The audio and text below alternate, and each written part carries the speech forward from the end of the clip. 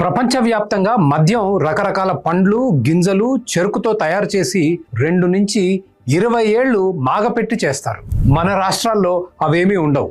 Whisky, brandy, రమ్, జిన్ వంటి అన్ని మద్యాలలో ఉండేది ఒకటే రెక్టిఫైడ్ స్పిరిట్. దాన్నే ఈఎన్ఏ అంటే ఎక్స్ట్రా న్యూట్రల్ ఆల్కహాల్ అంటారు. దీన్ని తయారు చేయగానే బాటిళ్లలో నింపి జనాలకు అమ్మేస్తారు. ఈ ఈఎన్ఏ తయారీ ఫ్యాక్టరీలు ఆంధ్రాలో 10-12, తెలంగాణలో 7-8 ఉన్నాయి. ఇవి చాలా వరకు మన రాజకీయ నాయకుల చెప్పు చేతల్లో ఉంటాయి. ముఖ్యమంత్రి మారినప్పుడల్లా కొన్ని కంపెనీలు పాలక పక్షాల చేతుల్లోకి వెళ్తుంటాయి.